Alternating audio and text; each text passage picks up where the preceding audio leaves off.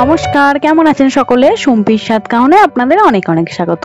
এই গরমের মধ্যে ঠান্ডা ঠান্ডা রসমালাই খেতে কিন্তু বেশ ভালো লাগে।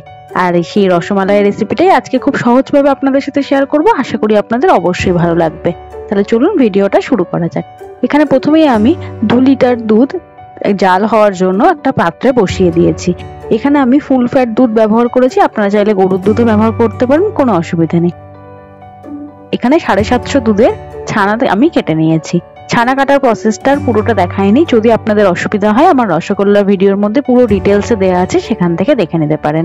ছানাটাকে এবার খুব ভালো করে মেখে নেব।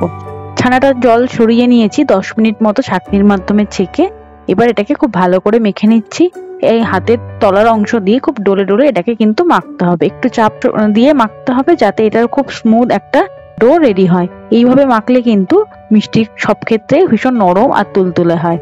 এইভাবে মেখে নেওয়ার পরে আমি এর মধ্যে অ্যাড করলাম 1/2 চামচ পরিমাণে কর্নফ্লাওয়ার। এখানে আমি 1/2 টিস্পুন পরিমাণে দিয়েছি। এইরকম চামচ আমাদের বাড়িতে এখন সকলের কাছে আছে, যদি না থাকে তাহলে 1/2 চামচ পরিমাণে এটাকে দিতে হবে, ছোট চামচের 1/2 চামচ দিয়ে খুব ভালো করে আবার মেখে নেব। এখানে যেন ময়দা বা কর্নফ্লাওয়ার আপনি যে কোনো কিছুই ব্যবহার করতে পারেন।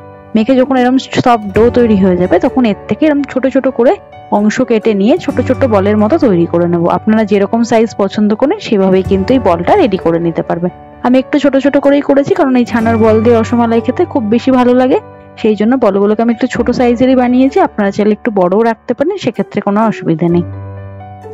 ছানাটা মাখতে 7 থেকে 8 মিনিট সময় লাগার পরে বলগুলোকে আমি খুব একই সাইজের করে মোটামুটি রেডি করে নিয়েছি। এবার চলুন এই ছানার বল সেদ্ধ করতে হবে। আর ওদিকে দেখি দুধটা কতটা জাল হলো। এখানে আমি পুরো 2 লিটার দুধ নিয়েছি, আর এই 2 লিটার দুধটাকে আমি অর্ধেক করে নেব জাল দিতে দিতে। তাহলে এর উপরে এরকম ভাবে সর পড়তে শুরু করবে। এই সরটাকে কিন্তু আমি মাঝে মাঝে এর মধ্যে ঘেটে দেবো, যাতে দুধটা খুব ভালোভাবে ঘন হয় আর গাঢ় একটা দুধের মিশ্রণ আমি পাই। দুধটা রেডি হতে থাক। আর একদিকে পাশে গ্যাসে আমি বসিয়ে দিয়েছি একটা বড় কড়াই, আর তার মধ্যে দিয়ে দিলাম 1 লিটার পরিমাণে নর্মাল জল। এই জলটাকে আমি ছানার বল সেদ্ধ করার জন্য ব্যবহার করব। আর এখানে যখন দুধটা জাল হচ্ছে তখন মাঝে মাঝে কিন্তু এটাকে তলা থেকে একবার করে নাড়িয়ে নিতে হবে, নইলে কিন্তু তলায় ধরে যেতে পারে। আর গ্যাসের ফ্লেমটাকে খুব লো রেখে এটাকে জাল করতে হবে। মোটামুটি খানিকটা দুধ শুকিয়ে যাওয়ার পরে এর মধ্যে আমি 1 চিমটে জাফরান বা কেশর ব্যবহার করেছি। এটা রং আর গন্ধের জন্য, এটা কিন্তু কোনোভাবেই স্কিপ করলে হবে না। এটা কিন্তু এই রসমালাইয়ের খুব মেন একটা ইনগ্রিডিয়েন্টস, এটাকে অবশ্যই ব্যবহার করতে হবে। আর ভালো মানের জাফরান হলে সেটা কিন্তু ধীরে ধীরে কালার ছাড়ে, সেই জন্য এটাকে একটু সময় দিয়ে ফুটিয়ে নিতে হবে। তার মধ্যে আমি সামান্য পরিমাণে আমন্ডস কুচি আর পেস্তা বাদাম কুচি এর মধ্যে ব্যবহার করলাম। ড্রাই ফ্রুটসের ক্ষেত্রে আপনি আরও কিছু ব্যবহার করতে পারেন, তবে আমার মনে হয় রসমালাইয়ের সাথে পেস্তা আর আমন্ডটাই খুব ভালোভাবে যায়, তাই আমি এই দুটোই ব্যবহার করেছি। এবারও এটাকে দিয়ে খুব ভালো করে মিশিয়ে নেব। যতক্ষণ ওদিকে জলটা খুব ভালোভাবে গরম হচ্ছে ততক্ষণ এটাকে আরেকবার খুব ভালো করে মিশিয়ে ফোটার জন্য রেখে দিলাম। এখানে কিন্তু তলা থেকে ভালো করে নাড়িয়ে নিতে হবে, আর গ্যাসের ফ্লেম কিন্তু লোতে রাখতে হবে। এটা এইভাবে ফুটতে থাকুক। আর এদিকে দেখি যে গরম জলটার মধ্যে আমি 1/2 কাপ পরিমাণে চিনি ব্যবহার করলাম। এইগুলো আমাদের কাছে মেজারমেন্ট থাকে, সেই ক্ষেত্রে আমি এখানে 1/2 কাপ পরিমাণে চিনি ব্যবহার করেছি, প্রায় 120 ml মতো, যেটার পরিমাণ দাঁড়ায়। সেই চিনিটাকে খুব ভালো করে জলের মধ্যে ঘেটে নিচ্ছি। মিষ্টি বানানোর সবচেয়ে বড় পদ্ধতি কিন্তু খুব ভালোভাবে মেজারমেন্ট করে প্রত্যেকটা জিনিস দিতে হবে, তাহলে কিন্তু মিষ্টি খুব সুস্বাদু আর একদম পারফেক্ট মিষ্টির দোকানের মতোই হবে। এইভাবে পুরো মিষ্টির জন্য ধীরে ধীরে প্রত্যেকটা প্রসেস আমি আপনাদের সাথে শেয়ার করছি। কেমন লাগছে আমাকে কমেন্টের মাধ্যমে জানান। আর সুম্পি চ্যানেলের সাথে জুড়ে থাকুন। নতুন ভিডিও দেখার জন্য অবশ্যই সাবস্ক্রাইব করে দিন।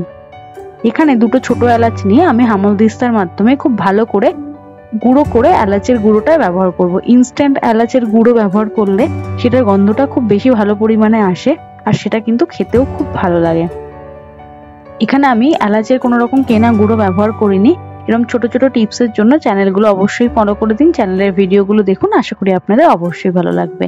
আবার এদিকে চলে এসেছি, জলটা ভীষণভাবে গরম হয়ে চিনিটা গলে গেছে। আর যখন এরকম ফুটন্ত অবস্থায় চলে আসবে তখন ঠিক এরকম ভাবে 1-2টো ছানার বল দিয়ে আগে দেখে নেবেন ছানাটা কেটে যাচ্ছে কিনা। যদি না থাকে, পারফেক্টলি এটা উপরে ভেসে যায়, তখন প্রত্যেকটি বলে আপনি এর মধ্যে দিয়ে দিতে পারেন।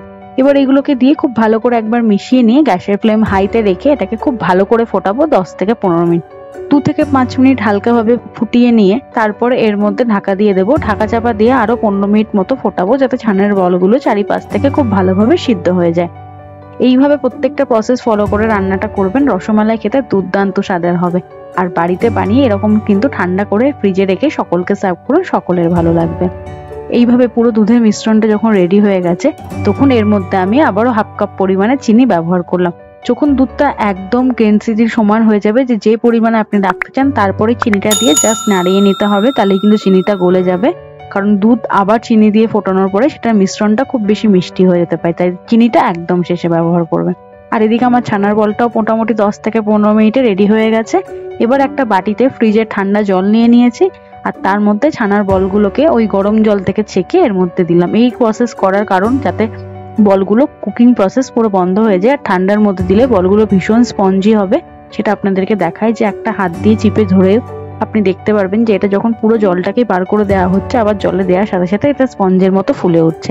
ঠিক এই প্রসেসটা করার জন্য ফ্রিজের ঠান্ডা জলে অবশ্যই এগুলোকে চুবিয়ে রাখতে হবে 5 মিনিট মতো।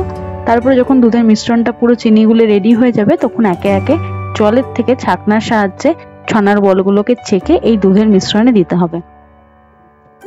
দেখুন জাফরানের কালারে দুধের মিশ্রণটা কিরম হলুদ হয়ে গেছে, আর এই কালারটাই কিন্তু আনার জন্য জাফরানটা অবশ্যই ব্যবহার করতে হবে। এইভাবে পুরো ছাঁকনার মাধ্যমে আমি ছানার বলগুলোকে ছেঁকে এর মধ্যে হালকাভাবে মিশিয়ে নিচ্ছি।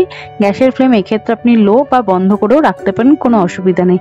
খুব ভালো করে মিশিয়ে নিয়ে এটাকে 1 থেকে 1.5 মিনিট একটু ফুটিয়ে নেব। খুব বেশিক্ষণ ফোটালে ছানার বল ভেঙে যেতে পারে, তাই খুব কম সময়ের জন্য হালকা একটু ফুটিয়ে নিয়ে এটাকে ঢাকা দিয়ে দিতে হবে। স্ট্যান্ডিং টাইমে 5 মিনিট রেখে আপনি এটাকে বাটিতে রেখে দিন। ওপর দিয়ে সামান্য পরিমাণে আমন্ডস আর পেস্তা বাদাম ছড়িয়ে দিলাম, আর দিয়ে দিলাম সামান্য পরিমাণে জাফরান। এখানে আমি এভারেস্টের জাফরান ব্যবহার করেছি, আপনারা কোনো ভালো উন্নত মানের জাফরান ব্যবহার করতেই পারেন। ঢাকা দিয়ে 5 মিনিট মতো রেখে এটাকে একটা বাটিতে রেখে ঠান্ডা করে ফ্রিজে রেখে 7 থেকে 8 ঘন্টা পরে আপনাদের দেখাচ্ছি যে এটা জমে কত সুন্দর হয়েছে, আর এটা খেতেও দুর্দান্ত হয়েছিল। আশা করি ভিডিওটা আপনাদের ভালো লেগেছে। ভালো লাগলে চ্যানেলের সাথে জুড়ে থাকুন, সুম্পির স্বাদ কানকে সাবস্ক্রাইব করে পাশে থাকুন। Thank you.